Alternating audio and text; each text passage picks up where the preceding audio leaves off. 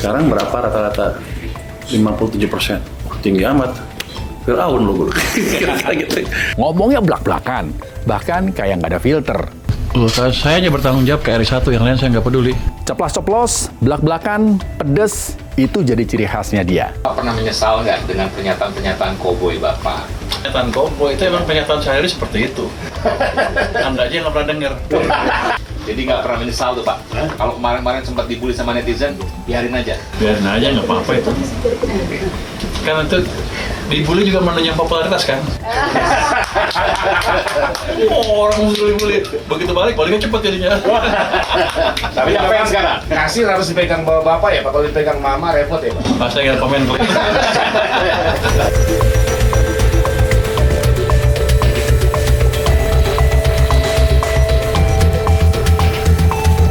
Dari 5 menteri baru Presiden Prabowo Subianto, Menteri Keuangan Purbaya Yudisadewa punya gaya yang berbeda. Ngomongnya belak-belakan, bahkan kayak nggak ada filter. Dia tegas bilang, nilai cukai rokok Indonesia kayak Fir'aun. Saya tanya kan, cukai rokok gimana? Sekarang berapa rata-rata? 57%. Tinggi amat. Fir'aun lo guru. Gitu. Ada juga yang bilang gayanya koboi. Siapa di belakang Purbaya dengan pernyataan-pernyataan bombastisnya? Kita cek now sama-sama.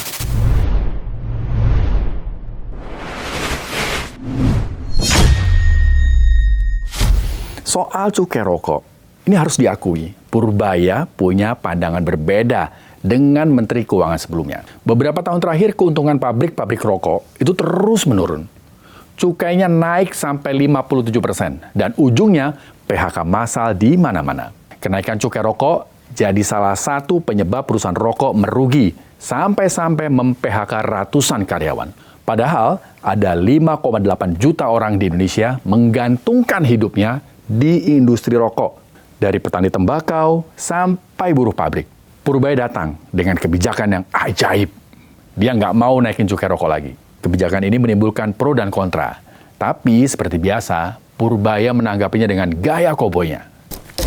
Dia suruh kalau dia bisa menciptakan kalau dia bisa menciptakan lapangan kerja sebanyak yang terjadi pengangguran gara-gara industri yang mati, boleh kita ubah kebijakan. Cuman kalau dia nggak bisa, jangan ngomong aja. Setuju, Pak. Karena banyak keluarga yang nyari makan di sini. Jangan matiin satu industri kalau memang belum nyiapin industri penggantinya. Karena bakal makin banyak pengangguran di Indonesia kalau gitu. Nah, salah satu tujuan naikin cukai rokok, ya tentunya untuk ngurangin angka perokok dengan alasan kesehatan. Tapi lagi-lagi, naikin cukai rokok dengan alasan kesehatan, tapi membunuh penghasilan ribuan orang. Kenapa rokok ilegal marah? Karena cukai rokoknya mahal. Karena cukainya rokoknya mahal, maka rokok ilegal marah. Orang memilih rokok yang lebih murah. Nah, kemudian saya punya pendapat bahwa saya minta tidak ada lagi kenaikan cukai rokok. Bener juga kata Bapak Aing, rokok ilegal jadi merajalela karena harganya lebih murah. Data per Juni 2025 dari Bea Cukai, barang-barang ilegal yang disita nilainya 3,9 triliun rupiah. Dan 61%-nya adalah rokok ilegal. Ini bukan angka yang kecil loh. Makanya Purbaya langsung kasih ultimatum buat marketplace yang masih jual rokok ilegal. Kan kemarin saya ngomong tentang cukai rokok itu ya. Kami sudah panggil tuh marketplace seperti apa? Bukalapak, Tokopedia, apalagi Blibli semua untuk menghimbau, untuk menjalankan, untuk tidak mengizinkan penjualan barang-barang ilegal dalam hal ini rokok ya. Nanti yang lain juga. Tadinya mintanya by 1 Oktober ya. Tapi saya bilang secepatnya aja. Terus nanti mulai ada, kan udah kedeteksi siapa-siapa yang jual. Kita akan mulai tangkepin. Jadi yang mau jual harus berhenti, jangan jual lagi. Itu saya harapkan bisa mengurangi konsumsi rokok ilegal. Yang jelas, teman-teman tolong sebarkan bahwa siapapun yang jual ilegal, rokok ilegal di tempat mana, saya akan datangin secara random. Fakta lain, salah satu masukan terbesar negara ya dari cukai rokok, 230 triliun rupiah per tahun. BUMN aja kalah. BUMN itu cuma sekitar 80 sampai 90 triliun rupiah per tahun. Hampir 3 kali lipatnya loh. Kebijakan ini tidak bisa kita lihat hitam atau putih.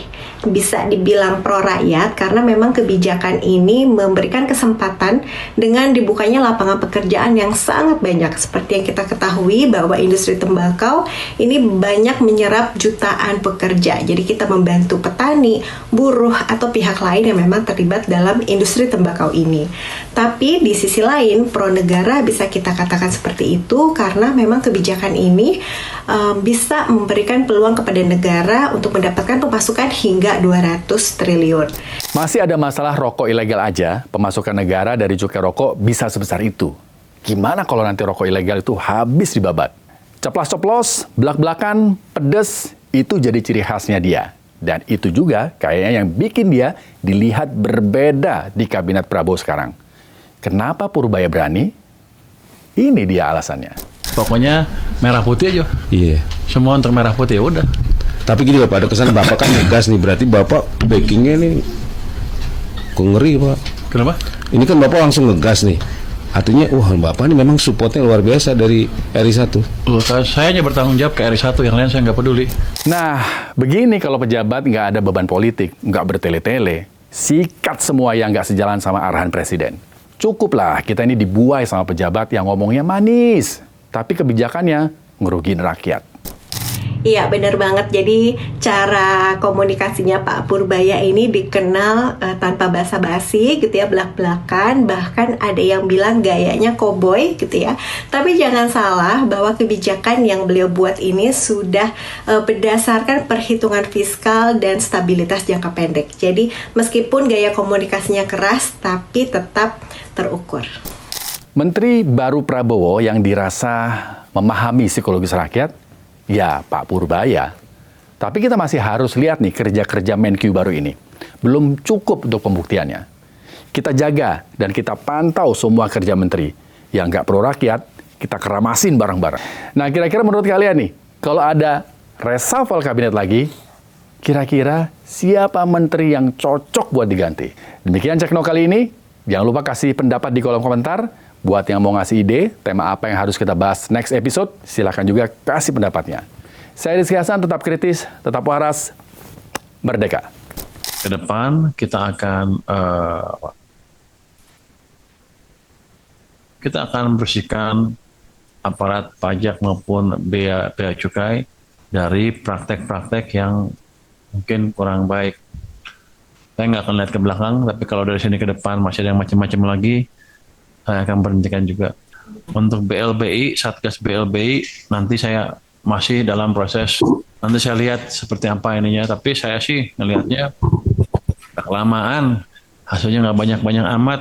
Cuman bikin ribut aja. Income-nya nggak banyak-banyak amat. Daripada bikin noise. Mungkin akan kita akhiri Satgas itu. Tapi akan saya akses lagi terakhir sebelum kita ambil langkah itu. Hasil harus dipegang bapak ya Pak, kalau dipegang mama repot ya Pak. Saya nggak komen.